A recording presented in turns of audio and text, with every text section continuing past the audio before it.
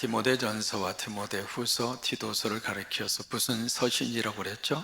목회 서신입니다. 어떤 면에서 이 목회에 대한 매뉴얼을 우리에게 주고 있는 성경이 디모데전서와 디모데후서 그리고 디도서입니다. 여러분, 목회하기가 쉬울까요? 어려울까요? 안 해보셨는데 어떻게 알아요?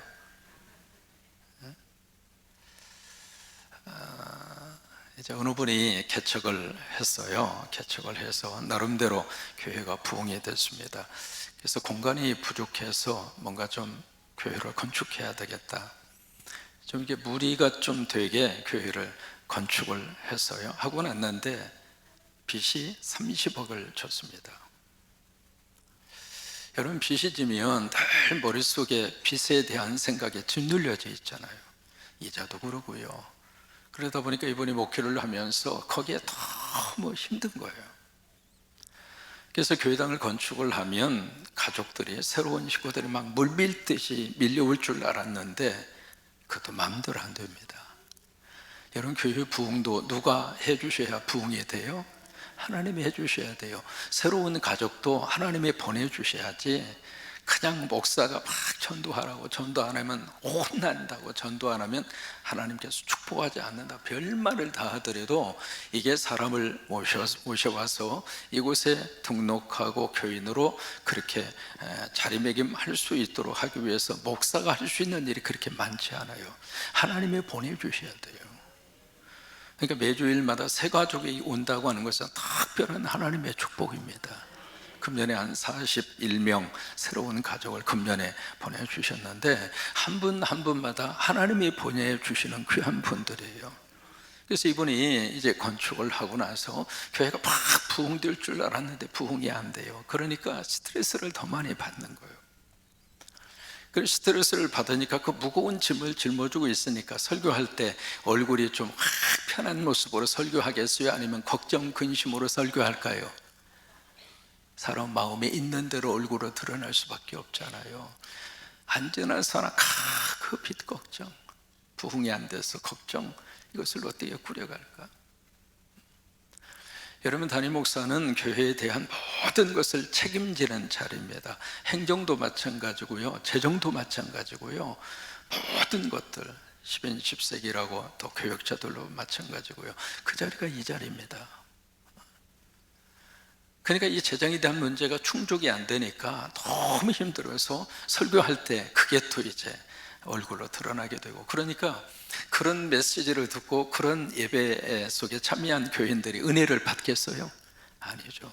점점 목회가 더 힘들어지는 거예요. 그래서 이 목사님이 안 되겠다, 이 상태로 있다가는 큰일 나겠다. 그래서 이분이 며칠간 시간을 내서 하와이로 갔습니다. 하와이 가면서 이제 며칠간 쉬면서 뭔가 영적으로 회복하기 위해서 하와이를 간 거예요. 갔는데 그 좋은 경치 그리고 환경 속에서도 그 걱정과 염려가 사라지지를 않는 거예요. 거기 가서도 다 이 걱정 이제 그렇게 하고 있는데, 한 번은 하와이에 가시면은 세계적으로 유명한 서핑을 타는 그 해변가가 있습니다. 전 세계적으로 파도 타기 하는 사람들의 어떤 그 꿈에도 그리는 그 장소가 하와이에 있거든요. 거기 가서 이렇게 해변을 쭉 이렇게 걷다가 뭘 봤느냐면 큰 파도가 집채만하게 이렇게 밀려오는데 그 파도를 무서워하지 않고 파도를 탁 타면서 멋진 폼으로 서핑을 하는 사람들을 본 거예요. 그걸 보면서 이 목사님이 가만히 생각에 잠기는 겁니다. 야, 저 사람들은 파도가 무섭지도 않는가? 여러분, 파도 잘못하면은요, 목이 부러집니다. 파도에 한번 휩쓸리면은요, 사람이 어떻게 헤어나올 수가 없거든요. 그 엄청나게 큰, 보통 파도가 3에서 한 5m 정도 이 높이로 파도가 치거든요.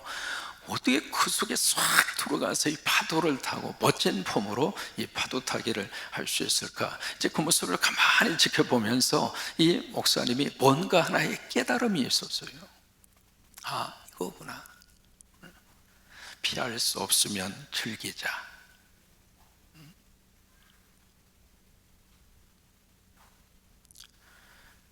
그러니까 집채만한 그 파도가 막 몰려왔을 때 그것을 내가 피할 수가 없으면 그 파도를 내가 이용해서 그 그 파도를 즐기자.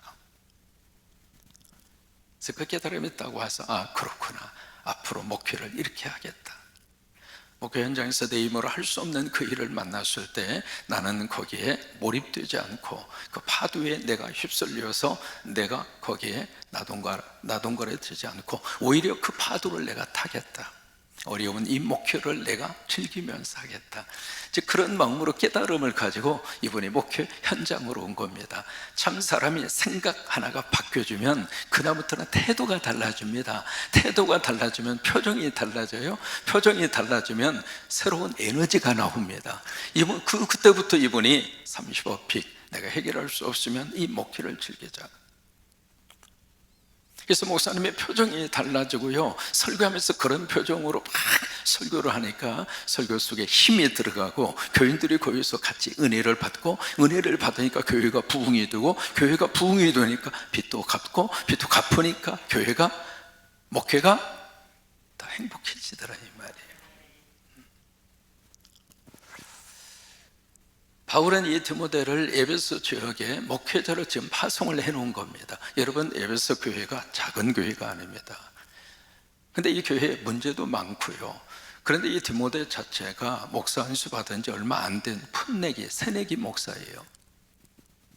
근데 이 목회자 디모데를 에베소에 남겨두면서 앞으로 네가 내 대신 에베소 교회를 목회하라고, 그리고 이제 놓고서 이제 왔는데 마치 바울의 마음은 물가에 내놓은 애기와 같은 심정이에요. 과연 디모데가 과연 이 목회를 해낼 수가 있을까? 그러면서 오늘 디모데 전서와 디모데 후서를 디모데에게 써서 보냅니다. 그러니까 디모데 입장으로서는 이 디모데 전서가 목회의 매뉴얼이고 목회 핸드북입니다. 오늘 이 말씀이 이렇게 시작이 됩니다. 18절에 보시면은 뭐라고 이 디모데를 부르고 있는가? 그 앞에 호칭이 있죠? 뭐라고 부르고 있죠? 아들 디모데야. 영어 번역에 보시면 my son이라고 되어 있습니다. 내 아들 디모데야. 근데 여기 아들이라고 하는 표현이 1장 2절 보시면 나의 참 아들이라고 그랬어요. 진짜 네가 내 아들이다. 근데 이게 디모데에만 이 말씀을 주신 것이 아니라 디도서에 가서 보시면 디도에게도 똑같이 그렇게 디도를 부릅니다. 나의 참 아들 된 디도야, 그렇게 부릅니다. 근데 디모데와 디도뿐만 아니라 또 한 사람이 있습니다. 누구냐면 오네시모입니다. 그래서 빌레몬서를 여러분들이 가서 읽어보시면은 내가 갇힌 자 중에 낳은 나의 아들 오네시모. 그러면 여기서 바울이 말하고 있는 아들이라고 하는 것은 혈연적인 관계입니까? 영적 관계입니까? 영적 관계예요. 우리가 누군가를 전도하잖아요. 그분은 내가 영적으로 낳은 영적 자녀입니다. 그분이 이곳에 잘 정착하도록 우리가 케어하고 그분들이 여기서 더 멋진 하나님의 사람으로 뿌리내리고 성숙하고 성장하도록 마치 영적인 내가 자녀를 돌보는 것처럼. 그래서 이 디모데를 아들아, my son, 내 아들아 이렇게 부릅니다. 여러분, 이 디모데에 대해서 디모데 후서 1장으로 가서 보시면 디모데 후서 1장 3절에 바울이 디모데에게 그렇게 고백합니다. 내가 기도할 때마다 내가 너를 기억한다. 따라서 한번 해보실까요? 기도란, 크게 하십니다. 기도란 하나님 앞에서 기도하는 대상자를 생각하는 것이다. 그게 기도입니다. 지난주에 여러분 하루에 한 번 자녀를 어떻게 하라고 그랬죠? 축복하라고 그랬어요. 하루에 한 번 자녀를 축복하라는 이야기는 하나님 앞에서 하루에 한 번 자식을 기억하라 이 말이에요. 자녀를 생각하라 그 말이에요. 그러니까 바울은 하나님 앞에 기도할 때마다 디모데를 생각했습니다. 생각하면서 디모데후서 1장 4절에 디모데에 대해서 두 가지의 생각을 합니다. 첫째는 디모데의 눈물을 생각했고 두 번째는 디모데의 거짓이 없는 믿음을 생각했습니다. 그 디모데의 눈물이 뭘까? 여러분, 목회의 이 현장은요 수없이 흘리는 눈물이 많습니다. 죽음의 현장을 늘 가까이 해야 하는 게 목회자 아닙니까? 오늘도 돌아가시 직전에 있는 분 가서 마지막 기도를 해드리고 왔습니다. 머리에 손을 얹어서 안수하는데 그분이 제 손을 꽉 잡고 그 옆에 있는 아들과 며느리는 눈물을 펑펑 쏟으면서 매 순간순간마다 여러분, 목회의 여정이라고 하는 것은 눈물의 여정입니다. 때로는 감사해서 흘리는 눈물도 있고, 저분이 저렇게 믿음이 자랐구나, 저분이 저렇게 신앙생활을 잘하는구나, 저분이 저렇게 믿음의 생활을 잘해서 하나님 앞에 귀하게 쓰임을 받는구나, 그게 너무 감사해서 흘리는 눈물이 있습니다. 저분의 믿음이 이렇게 성장했구나, 그 모습을 보면서 감사하는 눈물도 있습니다. 또 하나, 안타까움의 눈물도 있고 슬픔의 눈물도 있고.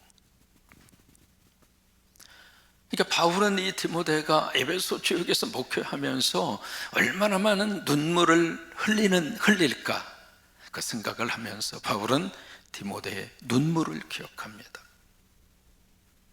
두 번째, 바울은 디모데의 거짓이 없는 믿음을 기억합니다. 여러분, 그런 믿음에도 거짓이 있는 믿음이 있는가? 얼마든지 있죠.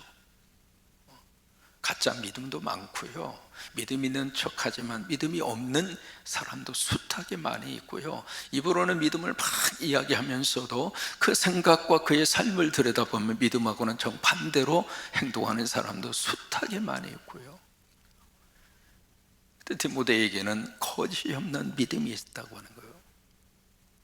근데 그 믿음이 어느 날 갑자기 디모데에게 생겼는가? 그게 아니에요.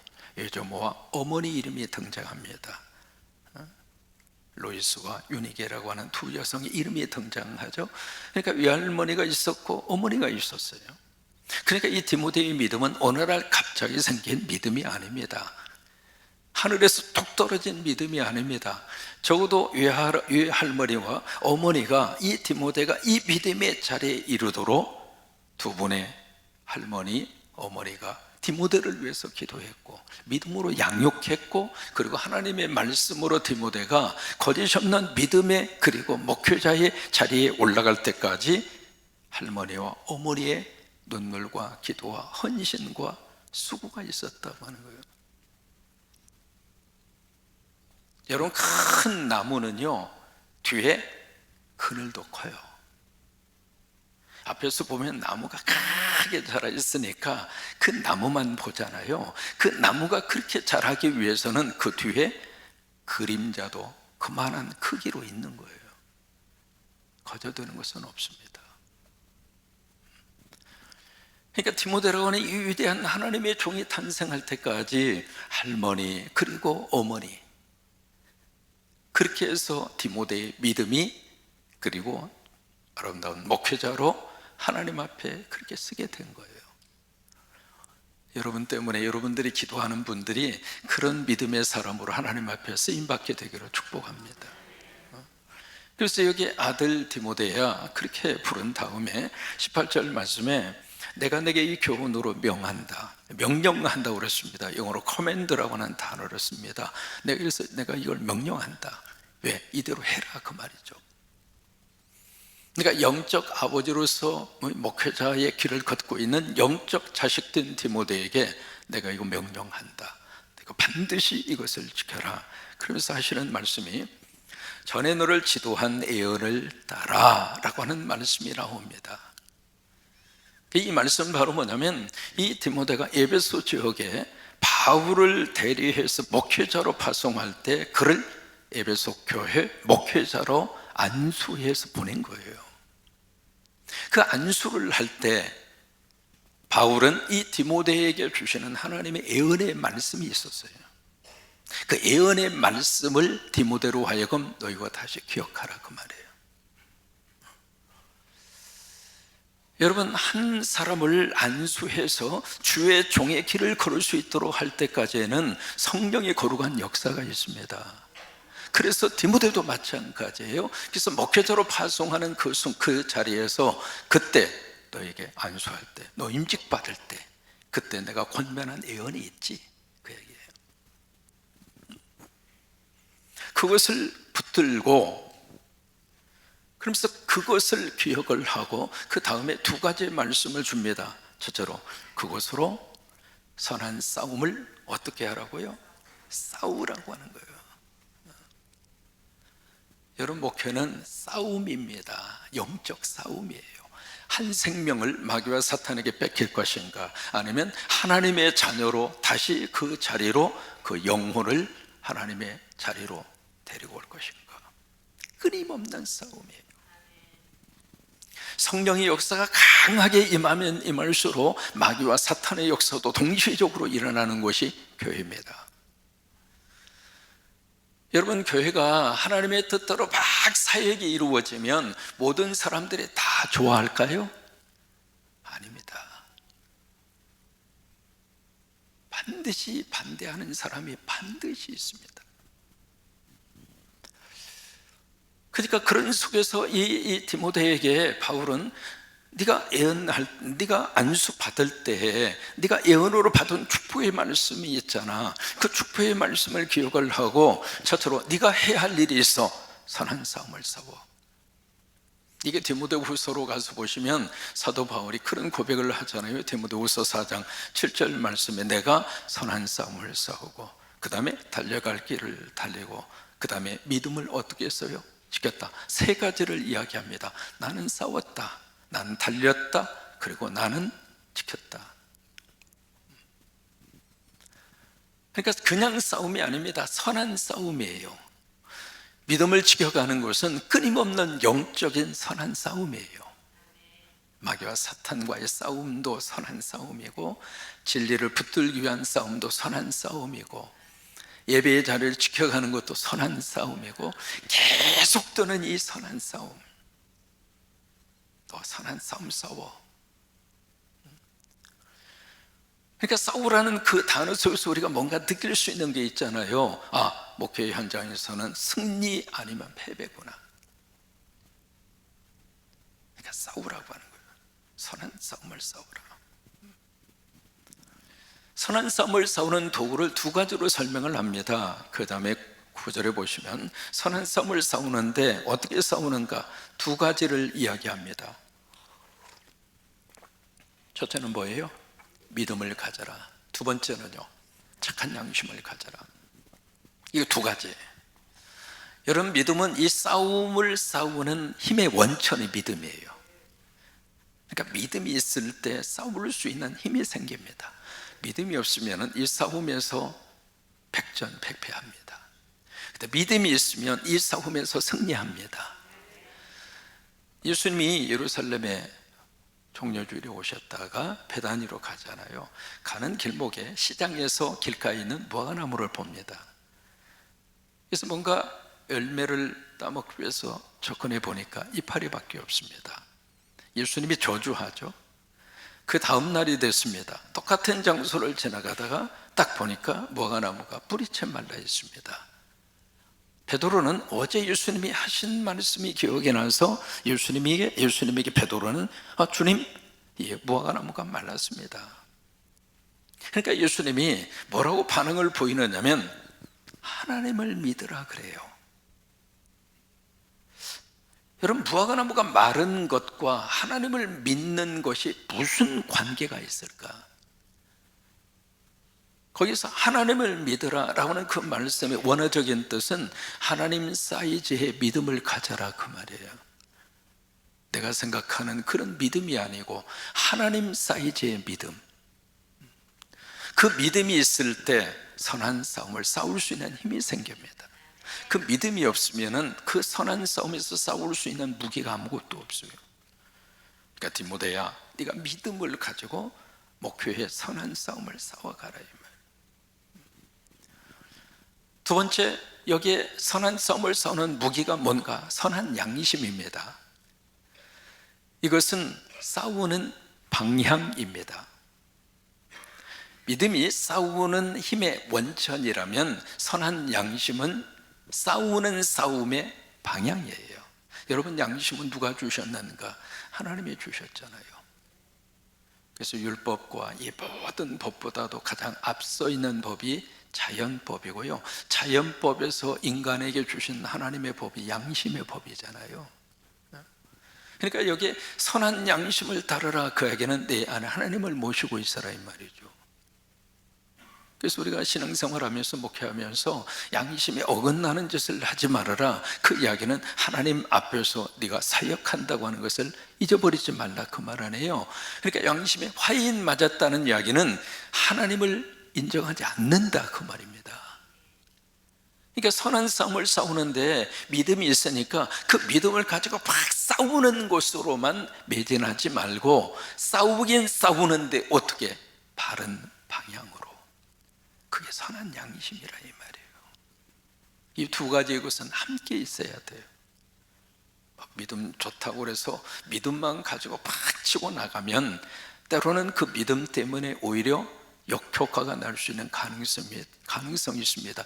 대표적인 케이스가 바로 바울의 케이스예요. 그에게는 복음에 대한 양심이 없었던 거예요. 이게 두 가지를 가지고 선한 싸움을 싸워라. 다시 말해 그 두 가지를 가지고 목표의 현장을 믿음으로 잘 달려가라, 그 말이에요. 우리 교회에 있는 부교육자들 모두가 다 이 축복을 받아 누릴 수 있게 되기를 축원합니다. 그러면서 여기 19절 말씀에 어떤 이들이 나옵니다. 여기에 이제 상당한 그룹의 사람들, 에베소에 지금 있었던 상당히 그룹의 사람들이 뭐 했는가? 두 가지 것에 대해서 완전히 실족한 거예요. 첫째로 양심을 버렸고, 믿음에 대해서는 파산을 하고. 그러니까 이 두 가지 것을 그들이 완전히 다 없애버린 거란 말이죠. 그러면서 20절 말씀에 대표적인 케이스 두 사람이 등장합니다. 첫째는 누구예요? 후메네오. 두 번째는 누구일까요? 알렉산더의 두 사람. 이 사람들이 아마 그쪽 그룹의 리더자였던 것 같아요. 그래서 이 두 사람을 딱 꼬집어서 후메네오와 알렉산더, 이 두 사람이 네가 목회하는 현장에 에베소 교회 안에 있다. 그 사람을 중심으로 해서 그 어떤 사람들이 지금 패거리를 이루고 있고, 그 어떤 사람들은 양심을 철저히 내버리고, 그리고 그들의 믿음 또한 정상적 믿음이 아니다. 여러분 교회 안에 들어오면 교회 안에 모두가 다 천사만 있죠. 모두가 다 예수님 안에서, 믿음 안에서 그냥 사랑이 풍성하고 그냥 모든 면에 있어서 다 이해해주고 다 포용을 해주고 전부 다 그런 분만 교인으로 계시죠.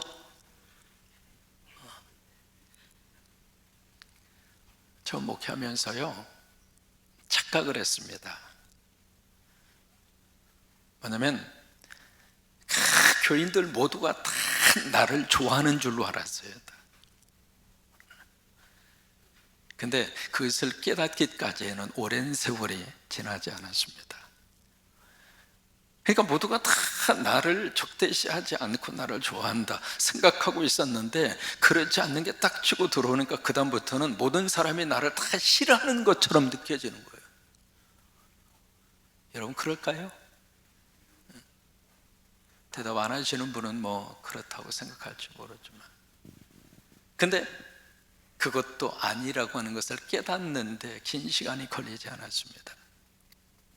뭐냐면 모두가 다 싫어하는 것도 아니고 모두가 다 좋아하는 것도 아니에요. 강대상에서 설교를 하면 그 설교를 다 은혜 받는다고 착각할 때가 있었습니다. 그런데 모든 교인들이 그 설교를 다 은혜 받는 것도 아니고, 그렇다고 한 사람도 은혜 받지 못하는 설교도 아니고 그래요.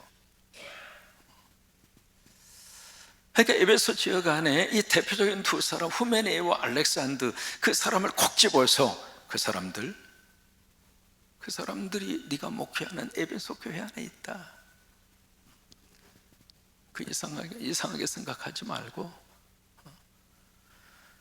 여러분 알곡만 있는 것이 아니라 알곡이 자라고 있는 그곳에 뭣도 함께 자라요? 가라지도 있지 않느냐.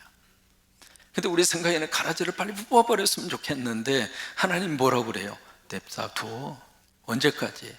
추수 때까지. 그때까지 냅둬두라 이거예요. 그게 하나님의 방법이에요. 왜냐하면 그 가라지를 뽑다가 알곡도 뿌리를 상할까 염려함이니라. 알곡 때문에 이 가라지 때문에 내버려 두는 것이 아니라 알곡 때문에 가라지를 내버려 두는 거예요. 근데 마지막 때가 되면 가라지를 먼저 추수해서 불에 던질 것이다. 그때까지는 후메네와 알렉산더 같은 사람들이 그 공동체 속에 있을 수 있다 이 말이에요. 그러면서 여기 20절 말씀에 그 가운데 후메네와 알렉산더가 있으니 내가 사탄에게 내준 것은, 참 기가 막힌 여기 표현을 쓰고 있습니다. 여기 지금 여기 바울이 그들을 누구에게 넘겨줬는가? 사탄에게 넘겨줬다 이 말이에요. 여기 사탄에게 넘겨준 그 이유는 그 다음에 이제 목적이 나옵니다. 그들로 훈계를 받아서 신성을 모독하지 못하게 하려 함이라. 하나님을 회방하지 못하도록, 하나님이 하시는 그 일을 더 이상 방해하지 아니하도록 그 목적으로 후메네와 알렉산더를 사탄에게 내줬다 이 말이에요.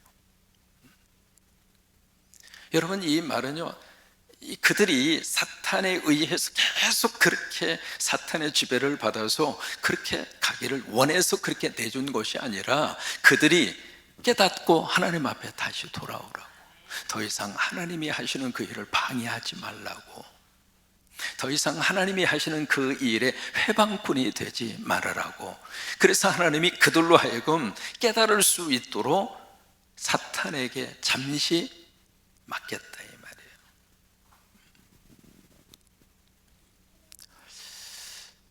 오늘 이 사도 바울이 디모데에게 주신 이 목회 서신에 몇 가지 1장에서 목회자 디모데에게 주은 3가지의 교훈이 있습니다. 첫째로 사역의 근거가 뭐냐 이 말이에요.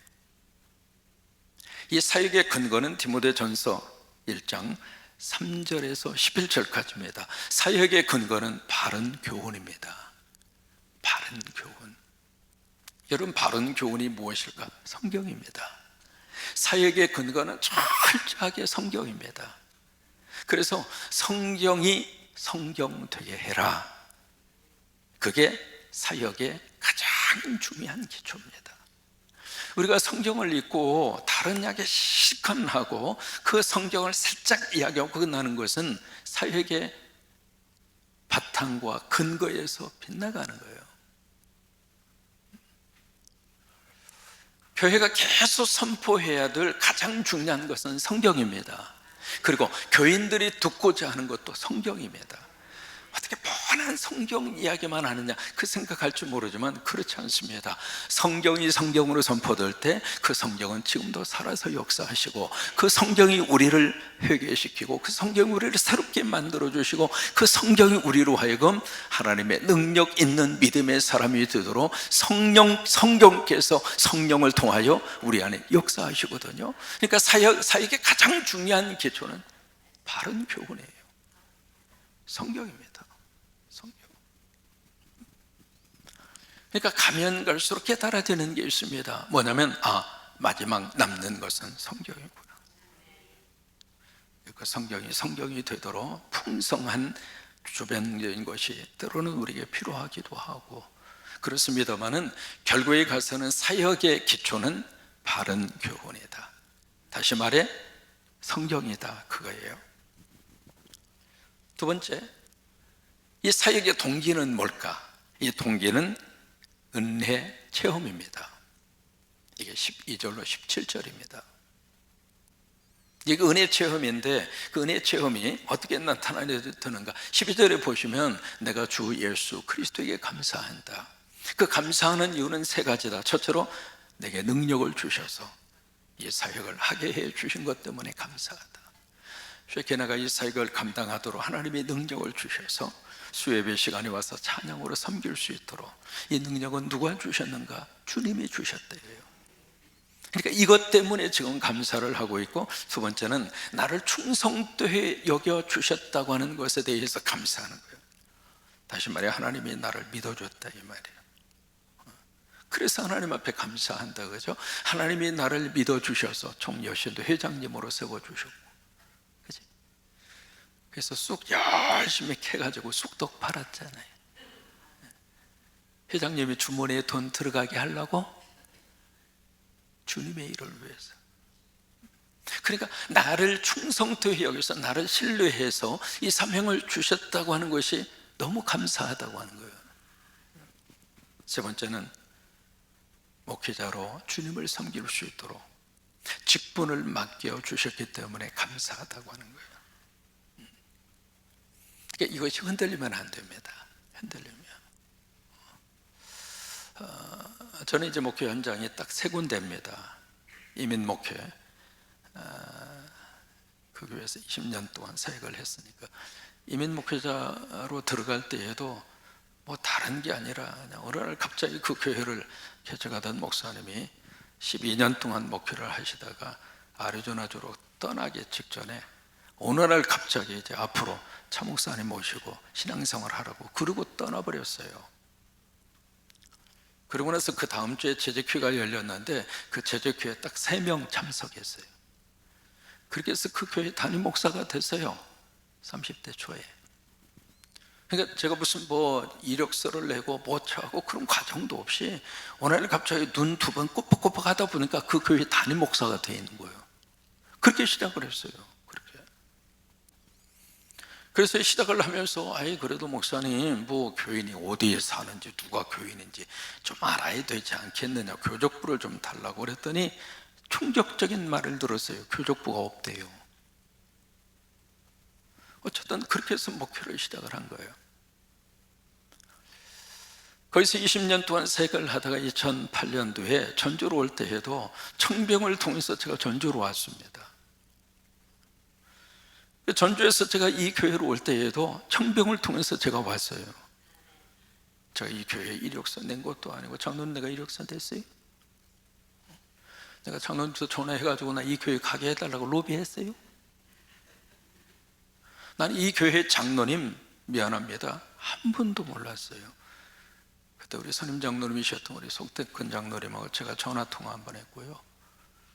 근데 지금도 생생하게 장로님 기억합니다. 처음 통화를 쭉 이렇게 하면서 장로님 그 말씀이 이제 기억이 나거든요. 전주중앙교회 몇 년 계셨느냐 그래서 내가 몇 년 있었습니다. 그랬더니 장로님이 목사님이 이제 정리하고 저희 교회 오세요 그러더라고. 그러더니 어느 날 이렇게 설교하기 위해서 강대성 올라갔는데 낯선 분들이 2분씩 3분씩 슬금 이렇게 오시는데 그 교회는요 한옥마을에 있어가지고 외부에서 관광객이 오거나 방문차 오시는 분들에 대해서 신경을 안 써요. 그런 분들이 하도 많이 왔다 갔다 하시니까 그러더니 오늘은 설교하다 보니까 중간쯤 앉은 한 장로님이 우통을 벗더라고. 그분이 김민재 장로님이라고 내 말은 안 합니다. 갑자기 중간쯤 앉아있더니 우통을 벗어요. 그래서 별 희한한 분 다 있네 뭐 그 생각까지 하면서 어쨌든 그렇게 해서 제가 청병을 받고 여기에 왔어요. 충성되이 여겨 이 재단의 목회자로 하나님 세워주신 거죠. 그게 감사한 거죠. 그러니까 목회자에게 있어서는 그 영적 자존심을 절대로 버리면 안 됩니다. 왜냐하면 가끔가다 이제 묻거든요. 여러분 사람 눈치 보는 목사가 좋아요? 하나님 눈치 보는 목사가 좋아요? 물으면 100% 누구 눈치 보라고 그래요. 말은 그렇게 해. 이게 늘 목회자의 갈등이에요. 어쨌든 여기 사역의 이 동기가 바로 뭐냐면 은혜 체험이라 이 말이에요. 이게 목회자의 동기다. 마지막 4번째, 사역의 도구는 무엇인가? 믿음과 착한 양심이다. 이게 사역의 도구라고 하는 거예요. 목회 사역은 무엇으로 하는가? 믿음으로 한다. 목회 사역은 무엇으로 하는가? 선한 양심으로 한다 그 말이에요.